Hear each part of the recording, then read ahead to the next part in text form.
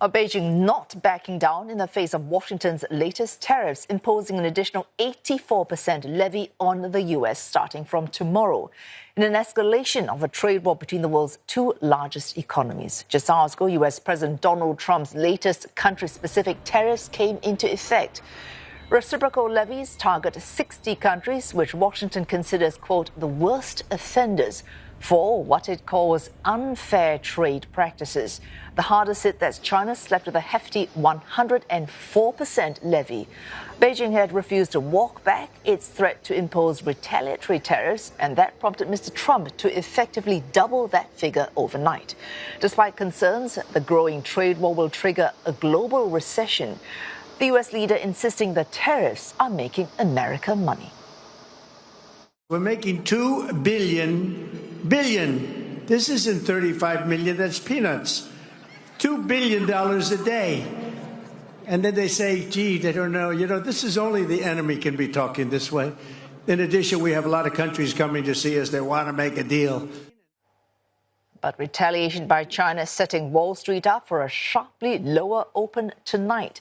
The Dow Futures and the S&P 500 both down around 2.3%, and the Nasdaq 100 about 2.1%.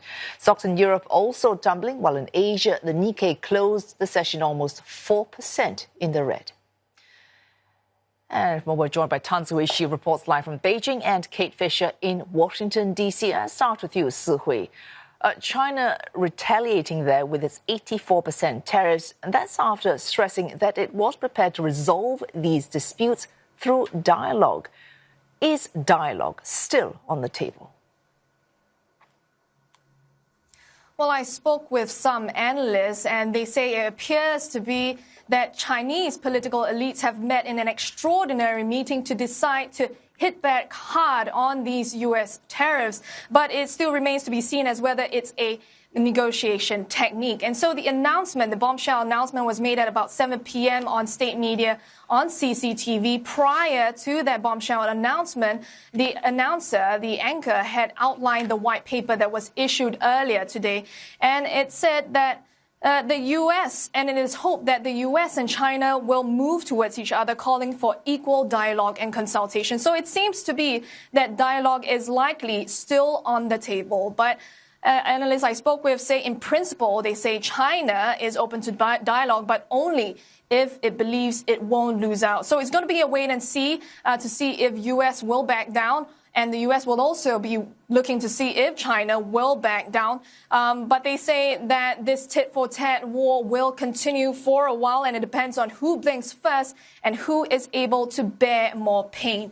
Now, beyond that, let's take a look at some of the announcements. China has also added 12 U.S. entities in the export control list, adding 6 U.S. firms to a so-called unreliable entity list, prohibiting them from engaging in import and export activities related to China and from making new investments in China. And this comes just as China expressed grave concern to the World Trade Organization about reckless tariffs by the Trump administration. All right, so what you're saying, any talks depends on who will blink first, and that is also in that consideration who is likely, who can take more pain. The pain for China will be on locals and domestic businesses. How will this tariff fallout affect Chinese locals and Chinese businesses? So China mostly imports agricultural products from the U.S., such as soybeans and seed oil. So we can expect Chinese farmers to take a huge hit from this additional tariffs. But analysts I spoke with say businesses and consumers may not be hit as hard as the farmers, as they can look inwards and pivot towards domestic or partner-friendly alternatives. And we spoke with some Chinese nationals, and this is something that they agreed with. 就是感觉可能对以后经济形势会有更不好的影响，然后这个肯定涉及到双方利益都是有感觉不是利好的。本身就是随着本土工业和技术的发展，它就是会出现本土品牌、本土企业，然后逐渐替换掉海外的这些牌子，这是一个渐进过程。因为本身本土品牌有很多优势嘛，供应链成本优势都是比较占便宜的。Well, Chinese President Xi Jinping, in his first public speech since the escalation of the trade war, has called on China to strengthen strategic bonds with neighboring countries, and even asking to have possibly open new bilateral cooperation with neighboring countries. And so far, we have seen China trying to shore up trade relations with Japan and South Korea. Now, beyond the region, beyond Asia, China is also talking to the European Union, with the EU calling for negotiated resolution in the face of U.S. tariffs. Observers are also saying that the Chinese are likely to watch for the trade negotiation between U.S. and Japan. And if Japan succeeds, this could be a template for other countries to follow. But economists and observers are saying that this is a pivotal moment in history, and especially as both countries contribute to a large amount of global economy, accounting for 40% of the global economy. Thanks. Si Hui, they're reporting live from Beijing. Let's head to Washington, D.C., where Kate Fisher is standing by. Kate, we heard from Si Hui that China's response imposing those tariffs on Washington. Mr. Trump seems to believe that China might be prepared to cut a deal. In that earlier we heard a soundbite from the U.S. president in which he said many countries are getting in line to make deals with the United States.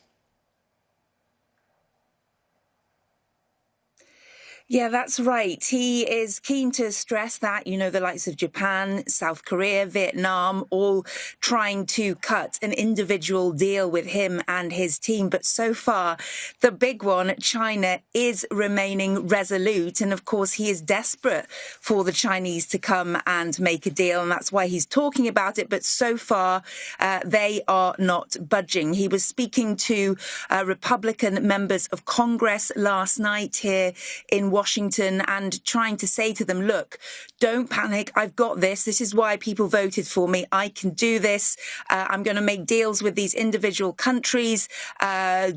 Stop trying to interfere, because there have been some Republican members of Congress who joined up with Democrats to try to introduce bipartisan legislation to wrest trade policy control back from the White House into Congress. But Donald Trump standing firm and saying that these countries are coming to him for tailor-made deals. But crucially, the big ones, China being the biggest, and the European Union, are not yet coming to try to make a deal. They are retaliating.